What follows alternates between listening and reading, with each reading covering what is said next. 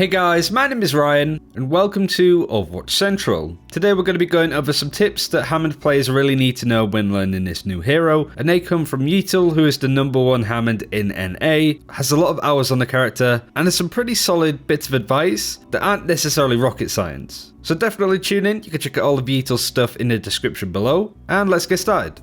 So with this video, Yeatle, just a brief explanation about who you are, roughly how many hours you've got on Wrecking Ball, and then why should people be playing him right now?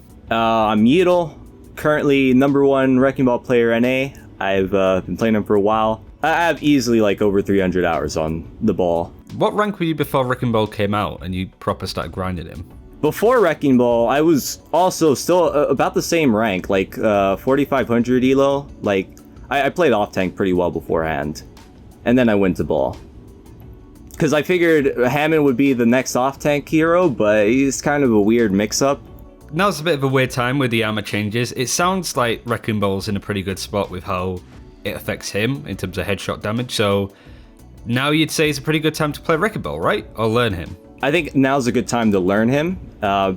Play him too as well, because with the armor changes, Goats is weaker, if you've ever had a problem with Goats.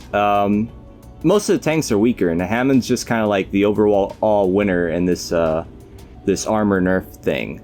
Before we go into any of the major tips that you have in different sections of his playstyle, his shields, his grapple, etc., what is one of the biggest mistakes you see people that play or try and play Hammond making? Because the fidelity of the hero is pretty nuts considering he's a tank. One false move and you just screw up not only your chances of surviving, but probably your team's as well. Yeah, I think one big mistake a lot of people make is they don't read engagement properly. Knowing where the enemy team wants to go, they probably want to go to the point to capture the objective, right? So they're going to have to go through this choke or this choke. So what you would want to do is you want to do scouting beforehand, know where they're going. Okay, they're going through main. I'm going to set up, get ready to swing in and get a Piledriver in main. Let my team know, that way they can follow up on the damage, of course. I don't think a lot of Hammond players can really read the engagements or do the scouting or any of that stuff. Just as I said sort of beforehand, if the enemy team can see you coming, then you've made a lot of mistakes. And I also find playing into a lot of good Hammonds myself, they jump on our team when we don't want to have an engagement and they do. Like, you have to be good at seizing opportunities, right? Yeah, absolutely. If you go in too late or too early, you're going to end up getting blown up, or you're just not going to get any value. Speaking of value, I did want to have a tip about the weapons first. They're sort of awkward to use. I think the reload cycle on them can catch a lot of players out. So what kind of tips do you have for those that want to make the most out of the weapon, even if their aim isn't as good as maybe your aim, for example? Yeah, I'll admit the ammunition kind of sucks. The magazine's short, the spread's terrible. But one tip is that you want to be in, like, when you want to reload, go into ball form, because that way you won't get headshotted. You're mobile threat. You can move around, run away, whatever you want to do while you're reloading, and it's the same reload time, so you don't lose anything from going to ball form. It's a good habit to get into.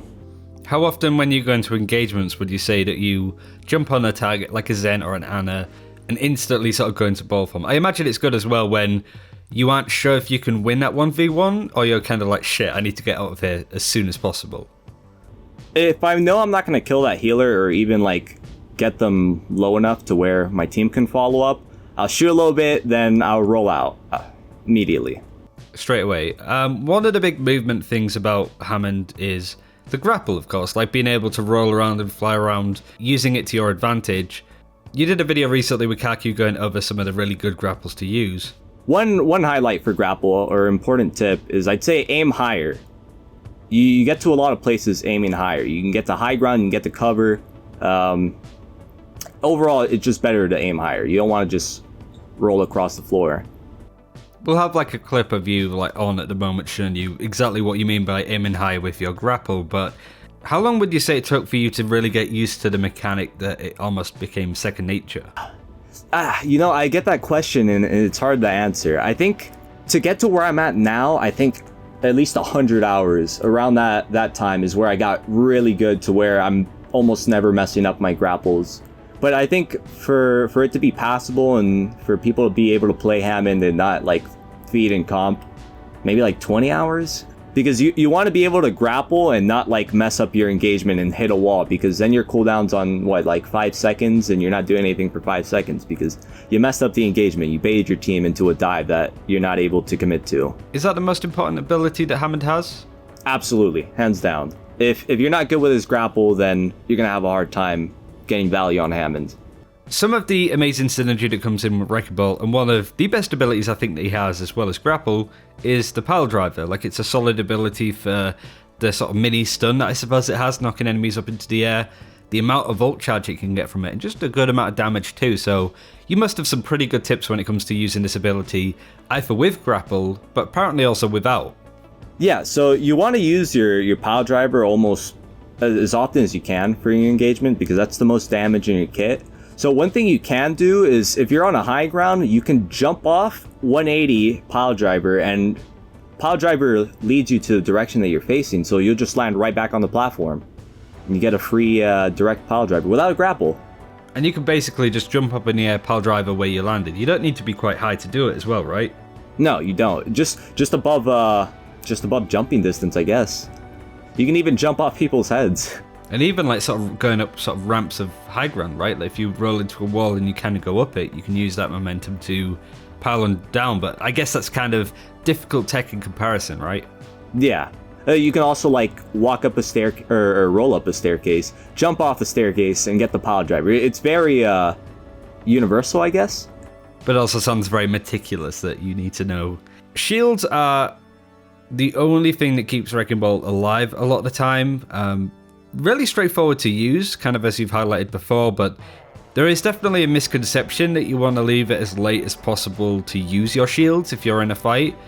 And from speaking to you beforehand, that sounds like it couldn't be further from the truth. Yeah, no, you don't want to use your shields late in the fight. Like, if you want to take a 1v1, use your shields immediately. That way you get the extra health and you can kind of like assess the situation. Am I going to win this 1v1 or not? And if you don't, at least you don't feed as much ult charge, because shields don't feed ult. Another situation, if you want to dive into the enemy team, you land smack in the middle so you can get as much shields as you can, but use it immediately, because you don't want to wait for their barriers or their bubbles. It's kind of like, yeah, you don't want to give them a second to react to you that they stop you from getting the full use of shields. You also don't want to take damage to your health, because if you're that far into enemy lines, you're probably not going to get healed, and you don't want to run all the way to Omega just to get back into the fight. So if you use your shields early, you have an opportunity to assess whether or not you can stick around in the fight.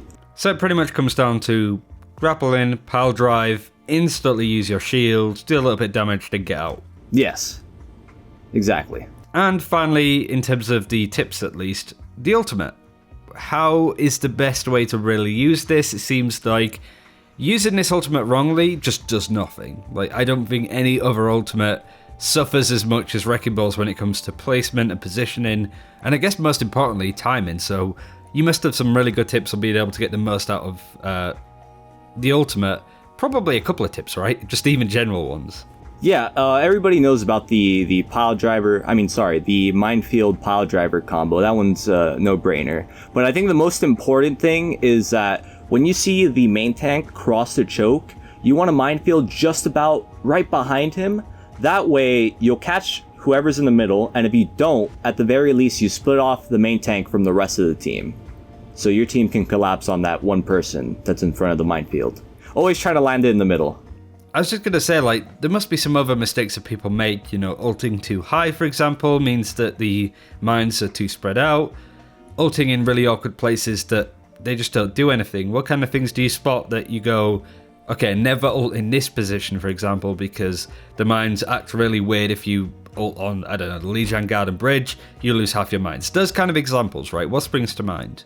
Yeah, watch out when you're minefielding near walls. Don't minefield near walls, and don't minefield to where it's gonna land on the roof, because it'll get stuck to whatever it hits. So you want to try to always be a little bit out into the open with your minefield, and not too close quarters. With the Piledriver ultimate combo, is that ultimate and then Piledriving, or Piledriving and then ultimate? It's ultimate and then Piledriving. Are there any other final things that you want to go over? It seems that Wrecking Ball's popularity is going to slowly creep up, I think, with you at the helm. So what do you want to say for those aspiring Wrecking Ball players on maybe even just getting the courage to play them? A big thing is communication. Like, you need to let your team know what you want to do, when you're going in, when you're going to use your minefield. Communication's key, because it's like you're playing Monkey or you're playing Reinhardt. You're a very important part of the team comp. So you always want to communicate with your team, call your dives. And finally, where can people see more of you playing a hero? No doubt, if they have questions, they can ask you themselves. You can watch me Goomba Stomping Kids at twitch.tv/Yeatle. And you can also check me out on Twitter at Yeatle_OW. And that's it for this time. Thank you very much for watching. As I said, you can check all of Yeatle's stuff in the description below. Hopefully you enjoyed this video. Thanks for watching. Take care. We'll see you next time.